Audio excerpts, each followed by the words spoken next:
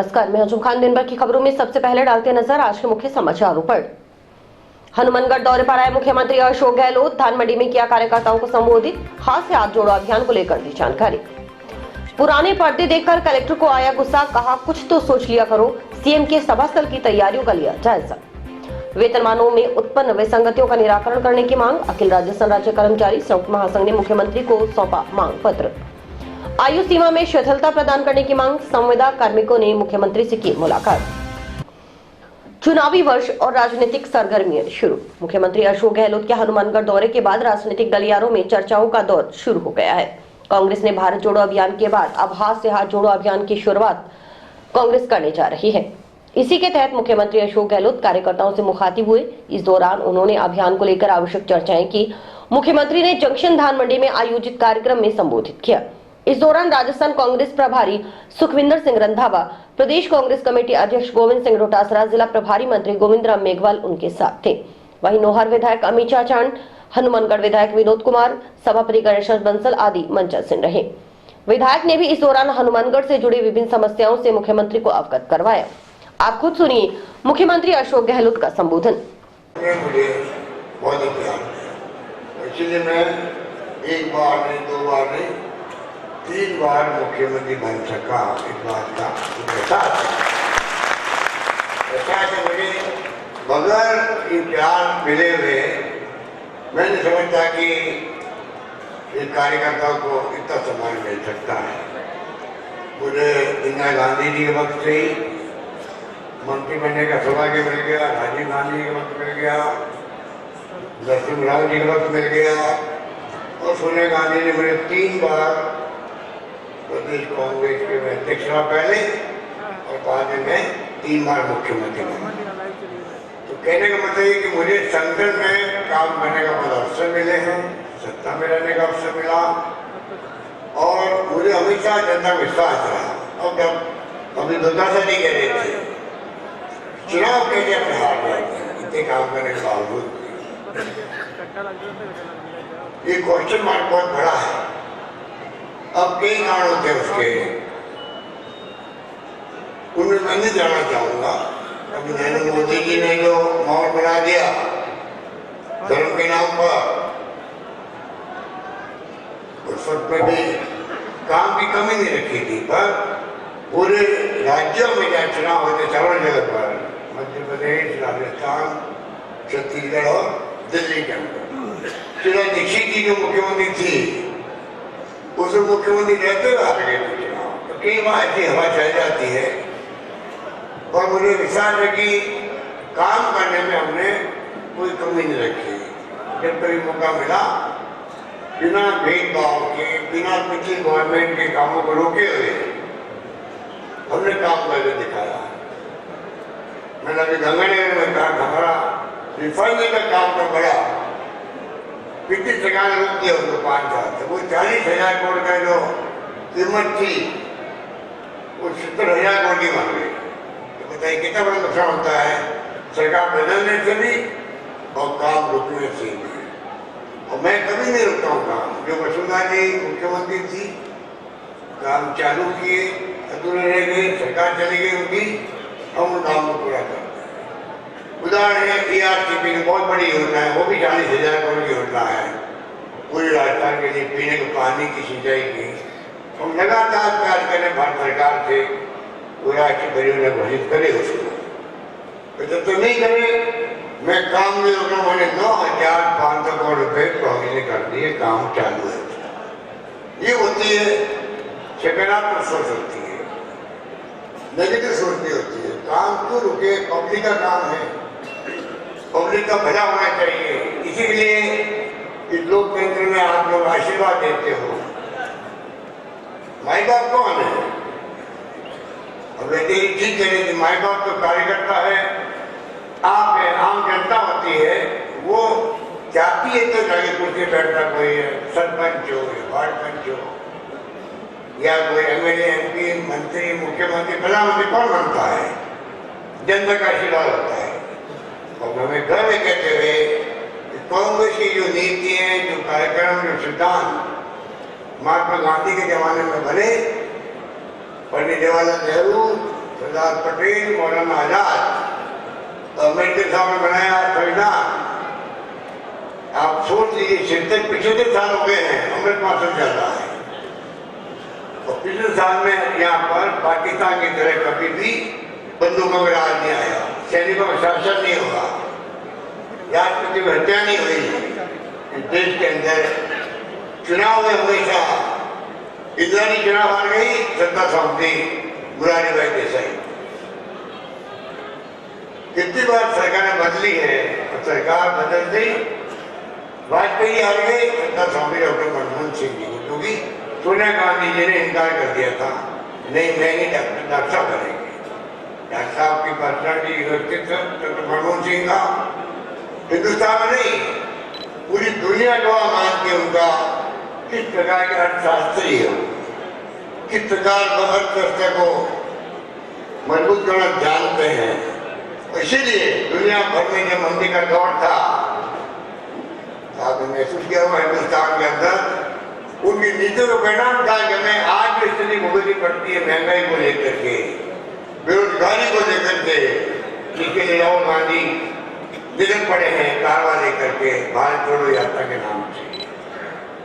Doctor Manmohan जी के वक्त में ऐसी स्थिति नहीं बदली थी, महंगाई हुई थी बीच में, दुनिया भर में नहीं हुई थी, लोगों ने कंट्रोल किया देश के अंदर। बड़े दुख है कि आज देश में हालात बहुत बदले हुए हैं, महंगाई की चोट है, बेरोजगारी, लोगों में आक्रोश है, युवाओं के अंदर तनाव अलग है, हिंदू के नाम पे, मुस्लिम के नाम पर तनाव अच्छी बात है। हर एक को धर्म प्यारा था, हिंदू नहीं है क्या? गांधी जी हिंदू नहीं थे क्या? तो बोले लगे सीने में गांधी जी के, तो क्या बोले वो हे राम। तो किस प्रकार से ये राजनीति करने के लिए इस प्रकार से आप अगर भेदभाव पैदा करोगे, दूरियां बढ़ाओगे, हिंसा होगी, वो देश इतना नहीं हो सकता। आग लगाना बड़ा आसान होता है, आग को बुझाने में वक्त लगता है, बिल्डिंग बनने में वक्त लगता है, 6 महीने साल भर। तोड़ना हो तो आप बुलडोजर भेज दीजिए, टूट जाए 4 घंटे। देश बनाने में वक्त लगता है। आज जो आधुनिक भारत है, हनुमानगढ़ क्या था? जब मैंने हनुमानगढ़ एक किले थे, आज हनुमानगढ़ कहाँ पहुंच गया? अभी विनोद चौधरी जी ने लंबी लिस्ट पढ़ी आपको, खाली हनुमानगढ़ की पढ़ी है, मुझे उसने 4 पेज दिए पूरे जिले के। कितने काम हुए? 5 कॉलेज खुल जाना 4 साल के अंदर। 70 साल में खुले हैं 250 कॉलेज राजस्थान के अंदर, और मैंने 4 साल में खोल दिए 211 कॉलेज खोल दिए राजस्थान।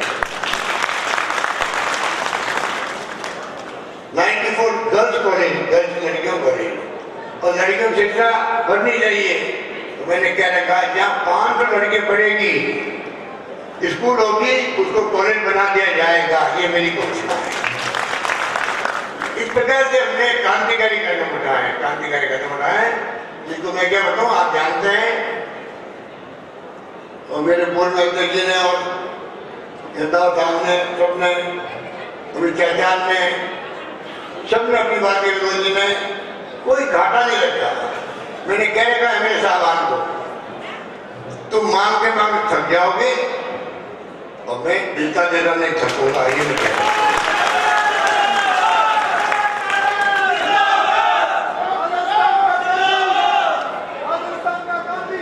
इस प्रकार से हमने काम किया है। कोई रिसर्च करे हमारे कामों की, जिन पत्रकारों को, साहित्यकारों को, लेखकों को रिसर्च करनी हो, मन समझे हो कि शहरी योजना है क्या बड़ा, शहरी रोजगार योजना क्या स्कीम है, ग्रामीण ओलंपिकों की हमने, अब शहरी ओलंपिक की बात होगी 26 जनवरी से, हमारी मजबूरी आ गई, असेंबली शुरू हो रही 23 को, तो तमाम मेरे सामान कह रहा था अभी आप इसको हम जा नहीं पाएंगे, इसलिए आप इसको अगला बार जब होगा वापस ग्रामीण ओलंपिक अप्रैल मई के अंदर, तब उन्हें साथ करवा दिए जाएगा। हम सोच रहे हो सकता कि 26 जनवरी से जो पहले मैं अनाउंस किया था उसको पोस्टपोन कर दें और ग्रामीण ओलंपिक हर साल हो गया राजस्थान के अंदर, पूरे देश से गोवा माना है, हर राज्य में होने लगे हैं। ये ग्रामीणों को, बूढ़े लोगों को, जवानों को, महिलाओं को, किसानों को, सबको खिला दिया इस गेम के अंदर। 30 लाख लोग खेले हैं, 10 लाख महिलाएं थी उसके अंदर। क्या चीन का 1 लाख वीडियो है हमारे पास तो खेलते हुए था। अलग तरह का माहौल बन गया।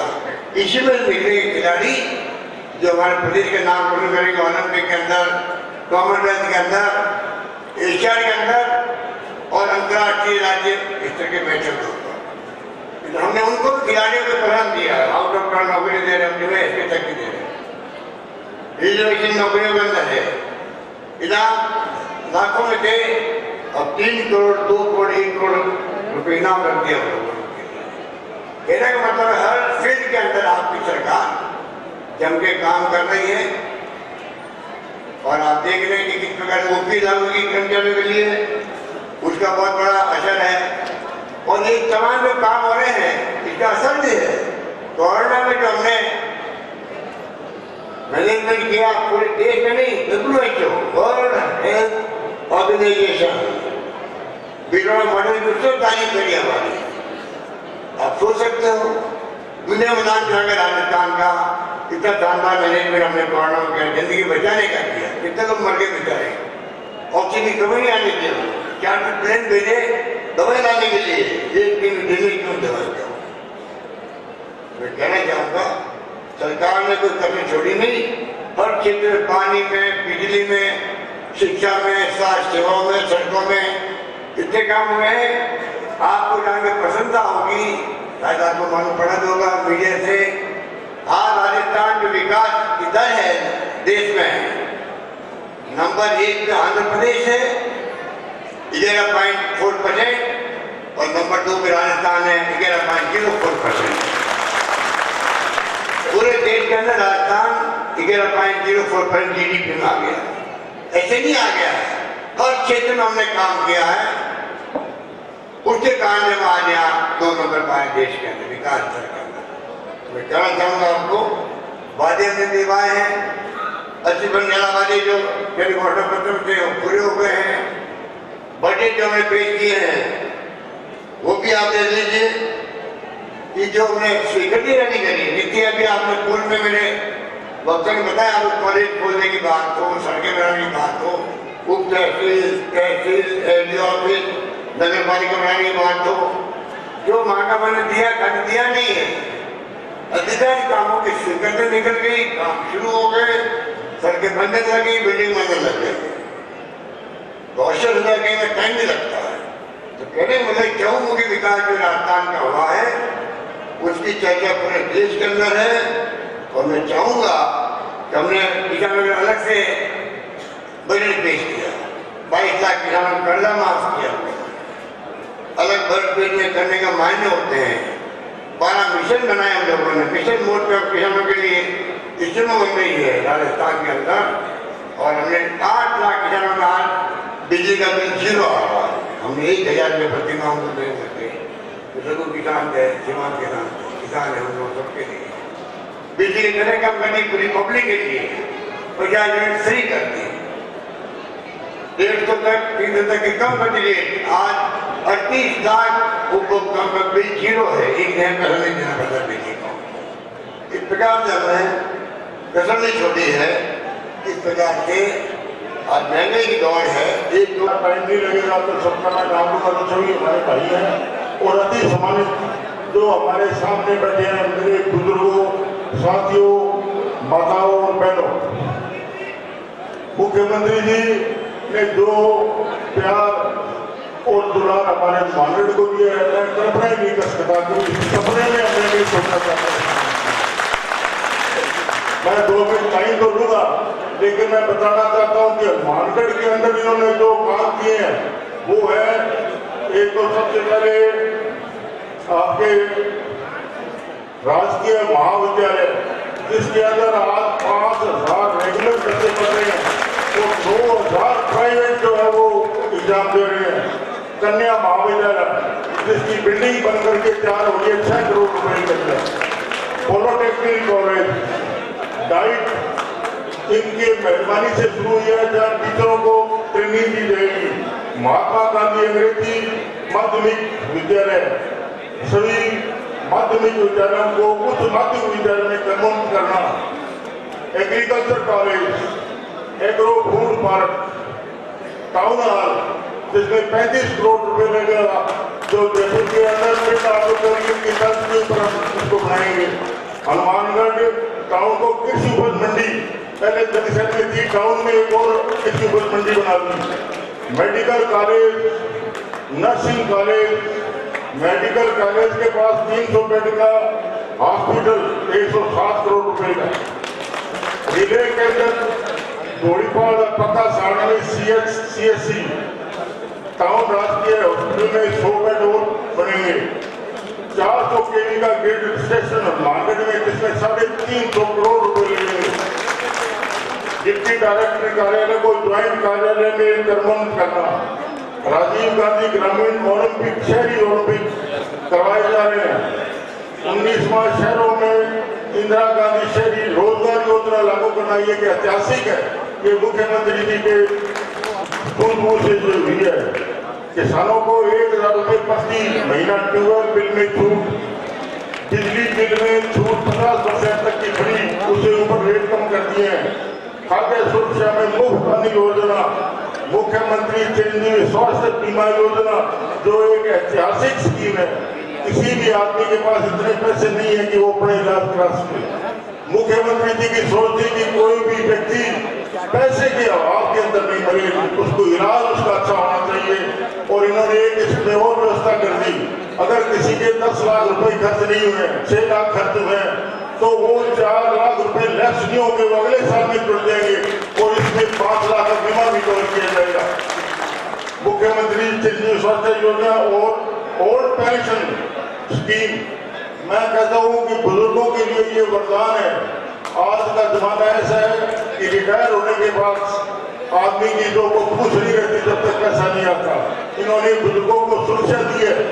और मैं तो ये कहता हूँ कि कर्मचारियों को तो जिस तरह से हम देवी देवताओं की पूजा करते हैं, मुख्यमंत्री जी की फोटो लगा कर पूजा करते हैं, ये एक ऐतिहासिक फैसला है।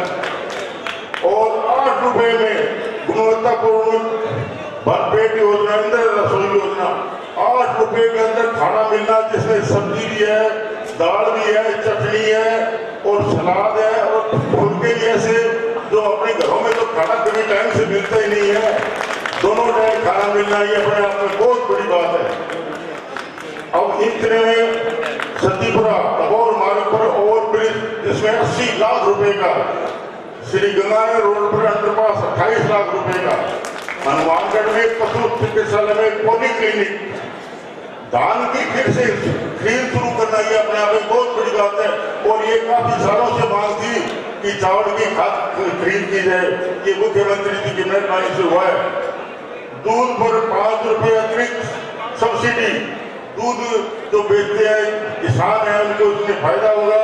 5 रुपए की सब्सिडी बहुत मायने रखती है अपने आप में।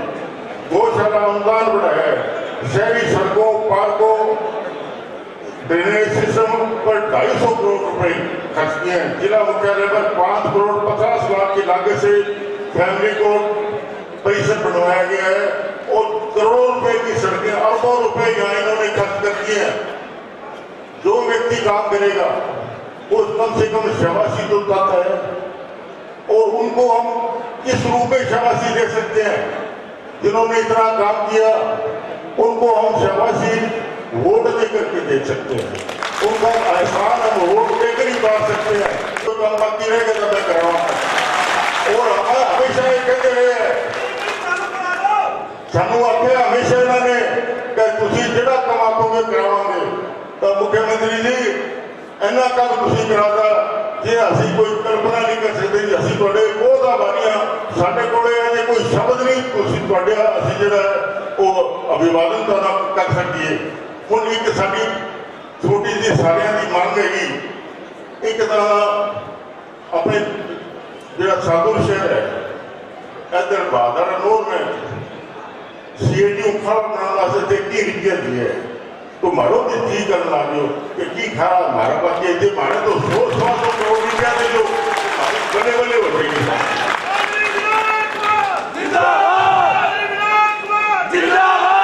अच्छा दूसरी सारा भाइयों की आवाज है कि बीजेपी को एक हनुमानगढ़ में धब्बू लगे करोड़ों धब्बू लगा दियो जेसीबी ने साफ कर दिया ऊपर है स्पिनिंग मिल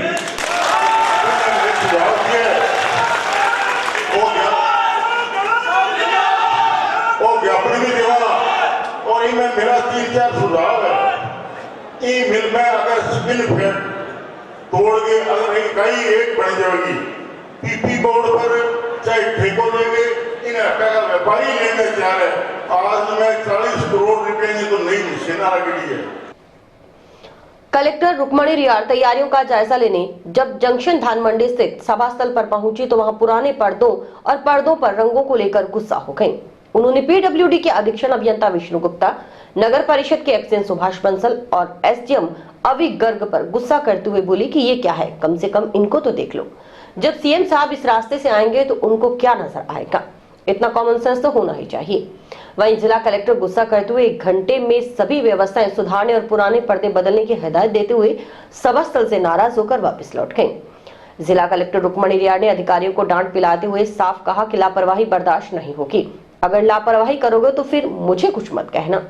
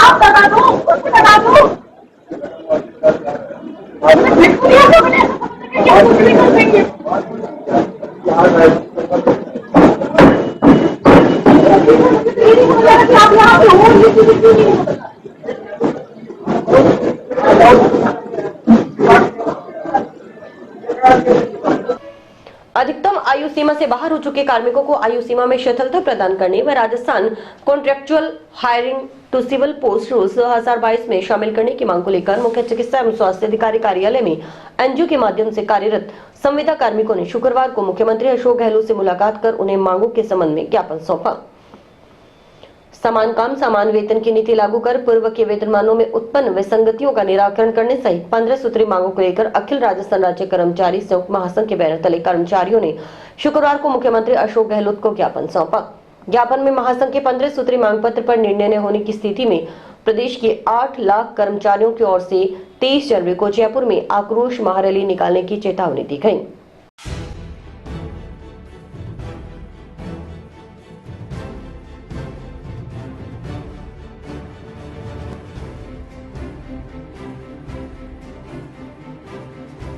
आज अपने राजस्थान सरकार के मुख्यमंत्री श्री अशोक जी गहलोत हनुमानगढ़ पधारे हैं और अखिल राजस्थान कर्मचारी संयुक्त महासंघ का जो 15 सूत्री मांग पत्र है, हमारा आंदोलन भी चल रहा है, उसका आज हमने सीएम साहब को ज्ञापन दिया। सूचना सहायक 2013 की भर्ती में जारी 6300 पदों में से घटाए गए समस्त पदों को पुनर्समायोजित करते हुए एवं संशोधित अर्थना के कारण नियुक्ति से वंचित रहे अभ्यर्थियों को नियुक्ति देने की मांग को लेकर सूचना सहायक भर्ती 2013 परीक्षा सूची अभ्यर्थी संघर्ष समिति ने शुक्रवार को मुख्यमंत्री अशोक गहलोत को ज्ञापन सौंपा।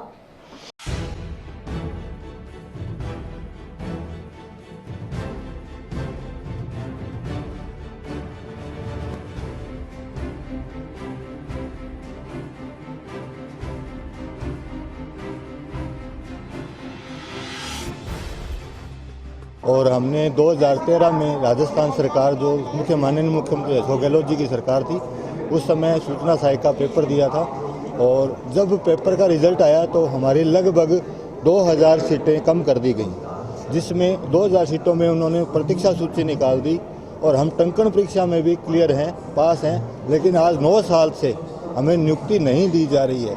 पीछे जो बीच में एक और सरकार आई उसने ये भर्ती निरस्त भी कर दी थी, लेकिन हम आज भी माननीय मुख्यमंत्री जी से ये मांग करते हैं कि हमें ये नियुक्तियां दे, हमें न्याय प्रदान करें, क्योंकि ये 1800 अभी 2700 की सीटों की उन्होंने सूचना सहायक की भर्ती निकाली है और आगे बजट में भी वो 1800 सीटों में भर्ती निकालने को कह रहे हैं। तो हम उनसे ये मांग करना चाहेंगे कि अभी वो हमारा हक खराब ना करे, हमें हमारा हक दे, हमें हमारा न्याय दे। कच्चे रास्तों को पक्का करवाने के लिए ग्राम पंचायत की आबादी भूमि से बाहर कार्य करने की विशेष अनुमति देने की मांग को लेकर ग्राम पंचायत 1 एसटीपी के सरपंच वारिस अली ने शुक्रवार को मुख्यमंत्री को ज्ञापन सौंपा। ग्राम पंचायत 1 एसटीपी के सरपंच वारिस अली ने बताया कि उनकी ग्राम पंचायत लखोवाली से अलग हुई है। उनकी पंचायत की आबादी भूमि रिकॉर्ड में दर्ज नहीं है। लोग ढाणियों में रहते हैं। ग्राम पंचायत की कुल 12 चक है।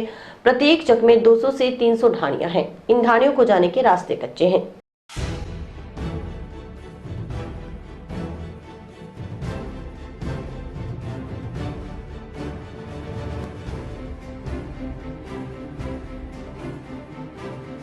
ग्राम पंचायत 1 एसटीपी पंचायत समिति हनुमानगढ़। मेरी पंचायत लखोवाली से अलग हुई है और क्या जो मेरी पंचायत में आबादी भूमि रिकॉर्ड में दर्ज नहीं है। लोग डाणियों में रहते हैं। कुल 12 चक है। 12 चकों में एक चक में 200 से 300 डाणियाँ हैं। तो डाणियों को कच्चे रास्ते जाते हैं। बरसात के दिनों में पानी भर जाता है, जिसमें आवागमन की बहुत दिक्कत होती है। हालांकि राज्य सरकार ने एक आदेश भी निकाला था जो 1/10/2021 को, उसमें एक आदेश जारी किया था कि जो कच्चे रास्ते हैं उसको काश्तकारों की सहमति से हम पक्का करवा सकते हैं। लेकिन मैं जितनी बार प्रस्ताव भेजता हूँ जिला परिषद या पंचायत समिति की तरफ से, वो रिजेक्ट किया जाता है। वो कहते हैं कि हमारे पास परमिशन नहीं है आबादी से बाहर काम करने की। क्योंकि मेरी पंचायत में आबादी नहीं है, इसलिए मुख्यमंत्री महोदय को हमने ज्ञापन दिया है कि ग्राम पंचायत 1 एसटीपी को विशेष अनुमति दी जाए, जिससे ढाणियों में रह रहे लोगों को इसका फायदा मिल सके और हम पंचायत को जो आवंटित राशि होती है उसका सही उपयोग कर सकें। और अभी वक्त है ब्रेक का।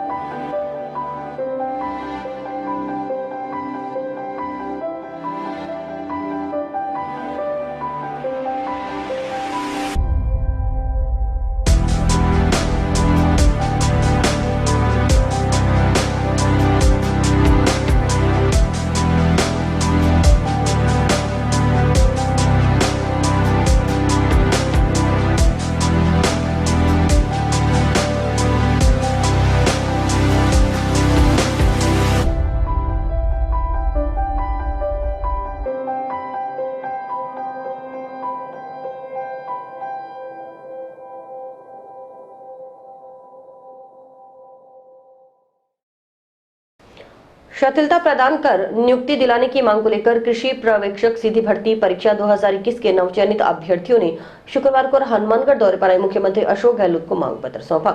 नवचयनित कृषि पर्यवेक्षकों ने बताया कि कृषि पर्यवेक्षक सीधी भर्ती परीक्षा 2021 की प्रतीक्षा सूची का परिणाम 21 अक्टूबर 2022 को जारी हुआ था। इस सूची में 12 नवचयनित अभ्यर्थियों का चयन हुआ, परंतु विभाग ने परिपत्र के आधार बनाकर उन्हें नियुक्ति प्रदान करने से मना कर दिया। इसमें नवचयनित कृषि पर्यवेक्षकों को कोई दोष नहीं है।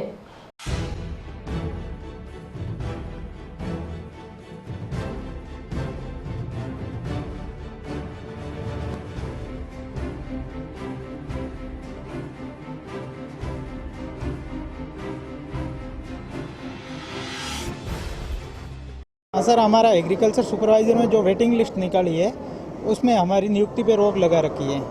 तो हम सीएम को ज्ञापन देने आए हैं कि हमें नियुक्ति दिलाएं। 3 महीने हो गए हैं। अभी ये कह रहे हैं कि अभी आपकी ये वेटिंग लिस्ट है, जो इसमें आपको ज्वाइनिंग देने का हमारा नियम प्रावधान नहीं है। तो हम सीएम साहब को ज्ञापन देने के लिए आए हैं। हम 12 लोग हैं, एग्रीकल्चर सुपरवाइजर, कृषि पर्यवेक्षक। हाँ, पहले भी वहाँ कृषि मंत्री जी को दिए हैं, लालचंद जी कटारिया को, और वहाँ पे मंत्री जी सुखराम जी बिश्नोई को भी दिया है। ये ज्ञापन हमने दिया और वहाँ से अप्रोच भी करवाई है। कितने जने हो आप? हम 12 जने हैं। कहाँ से? हम जालौर से हैं, यहाँ हनुमानगढ़ से हैं, और जयपुर से हैं, अजमेर से है, लगभग 12 टोंक से है, सवाई माधोपुर के 12 लोग हैं। ग्राम सेवा सहकारी समितियों में जीआरए के माध्यम से ऋण लेते हुए बुजुर्ग व्यक्तियों के अंगूठा निशानी नहीं आने पर एफआईजी पोर्टल में बदलाव कर आंखों के प्रिंट लेने की व्यवस्था करने की मांग को लेकर किसान एवं खेत मजदूर कांग्रेस जिलाध्यक्ष रामविलास चोयल ने शुक्रवार को मुख्यमंत्री अशोक गहलोत को ज्ञापन सौंपा।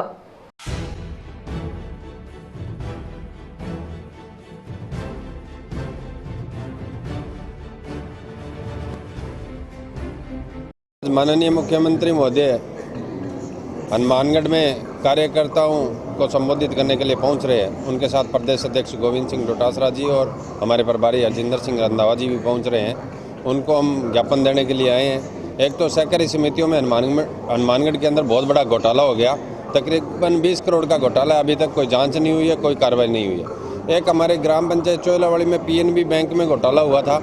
बार बार बैंक प्रबंधन के साथ वार्ता हुई, कलेक्टर महोदय ने वार्ता करवाई, पहले नतमल जी ने करवाई, उसके बाद में कलेक्टर मैम जो नए हैं इन्होंने वार्ता करवाई। वार्ता ये सकारात्मक भी रही, लेकिन उसके परिणाम नहीं आए। बैंक वाले पैसा देना नहीं चाहते, इसलिए उस मामले में भी हम CM साहब से रिक्वेस्ट करेंगे कि मामला है जो CBI में दर्ज करवाया जाए। एक और मामला है कि जो बुजुर्ग व्यक्ति जो हमारे ग्राम सेवा सहकारी समितियों में ऋण लेते हैं, उनके अंगूठे का निशान जो है वो मशीन पे नहीं आता, GRA के माध्यम से उनको ऋण वितरण किया जाता है, तो उनके लिए बहुत बड़ी समस्या है। वो पोर्टल के अंदर कोई स्थायी समाधान करवाने के लिए उनके आंखों का प्रिंट, पुतलियों को किसी प्रकार से स्कैन करके इस प्रकार से यदि कोई व्यवस्था हो जाए तो उनको बैंक के चक्कर नहीं लगाने पड़ते, आर्थिक अनावश्यक बोझ उनके ऊपर नहीं पड़ता।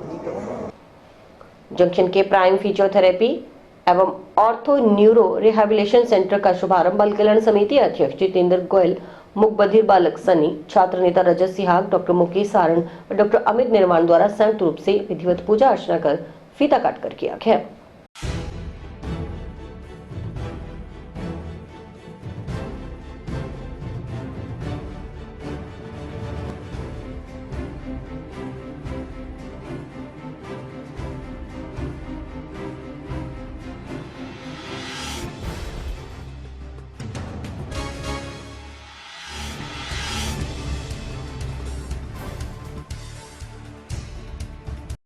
आज हनुमानगढ़ जंक्शन में प्राइम फिजियोथेरेपी का हमारे भाई मुकेश सारण और अमित निर्माण ने संचालन शुरू किया है, उसके उद्घाटन अवसर पे हम पधारे। तो आज की ज़रूरत है, क्योंकि आजकल फिजियोथेरेपी का इसलिए कि कमर में दर्द है या कोई स्पाइन इंजरी से पीड़ित है या किसी प्रकार का, तो आजकल इसका काफ़ी प्रचलन है। और ये दवाइयों से, जो लोग दवाई लेते हैं उससे अच्छा है कि टेक्निकल तरीके से, और उसको जो फिजियोथेरेपी के माध्यम से अगर सही किया जाता है तो ये कारगर भी है। तो मैं इनको शुभकामनाएं दूंगा कि आपने अच्छी जगह, अच्छी प्राइम लोकेशन है, जंक्शन बस स्टैंड के पास है, तो बहुत ही सराहनीय कार्य कर रहे हैं ये। और मुझे खुशी हुई है कि आने वाले क्षेत्र के लोगों को समस्याओं से निजात मिले। प्राइम फिजियोथेरेपी के नाम से हमने क्लिनिक करा है, और हमारा मकसद ये है सर कि हम जो भी असमर्थ हैं लोग, जो ट्रीटमेंट नहीं ले पा रहे या किसी भी वजह से उनको दिक्कतें आ रही है, तो हम उनके लिए काम करना चाहते हैं। हम चाहते हैं कि जो बच्चे परेशान हैं, किसी भी बीमारी से ग्रसित है, तो वो हमारे पास आएँ और हम उनका निःशुल्क इलाज करें। अगर कोई पेमेंट का इशू है या कुछ भी है, ओवरऑल हम उनके लिए सॉल्यूशन चाहते हैं। और हनुमानगढ़ का शायद ये दूसरा न्यूरो रिहैब सेंटर है, और SCI से रिलेटेड पेशेंट है, हेमीप्लेजिया के हैं, तो उन सब के लिए हमारे पास ट्रीटमेंट के लिए फैसिलिटीज। और इसी के साथ समाचार समाप्त हुए। रोजाना देखते रहिए समाचार। नमस्कार।